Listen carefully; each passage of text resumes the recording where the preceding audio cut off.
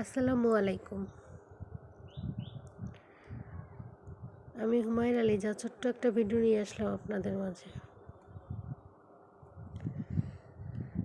আজ আমি কি রান্নাবান্না করলাম মূলত সেই রিলেটেড ভিডিও। শরীফ সাহেব সকালবেলা মুরগি নিয়ে এসেছে, চিংড়ি মাছ। এই ছোট্ট মাছটার কী নাম? আপনারা নাম জানলে বলবেন আমাকে কমেন্টস করে। অসম্ভব স্বাদের একটা মাছ।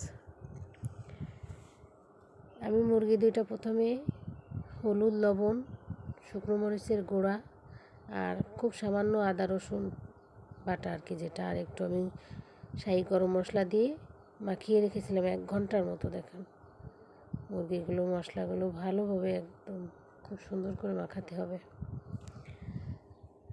মাখিয়ে আমি রেস্টে রেখে দিয়েছিলাম। মাছ কাটতেছিলাম, ওই ছোটো মাছগুলো, যে মাছগুলো প্রথমেই দেখালাম আপনাদের। রান্নাবান্না করব, শুক্রবার মানেই বাড়তি কাজ, বাড়তি ঝামেলা। প্যানে আমি সরিষার তেল দিয়ে দিয়েছি, এখন মুরগি ভাজতে দিয়েছি। দেখুন আমি খুব অল্প আছে হালকা ভেজে নেব মুরগিগুলো। আর এক পাশে ডাল উঠিয়ে দিয়েছি, পাতলা ডাল।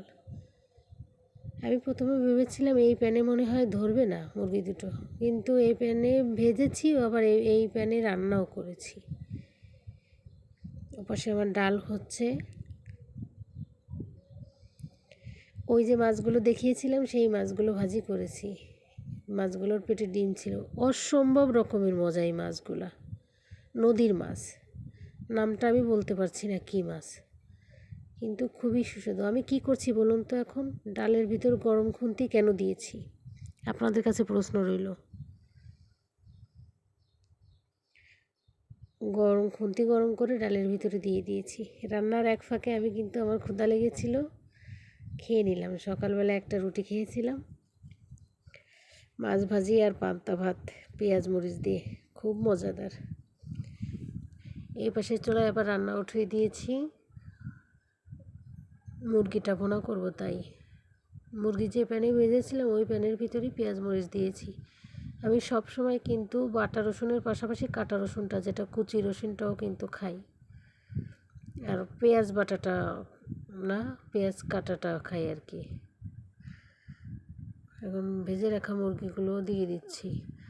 ভিডিও তো করেছি 3 মিনিটেই শেষ, কিন্তু এই মুরগিটা আমি অনেক অল্প মানে জালে, ডিম জালে অনেকক্ষণ সময় নিয়ে রান্না করেছি।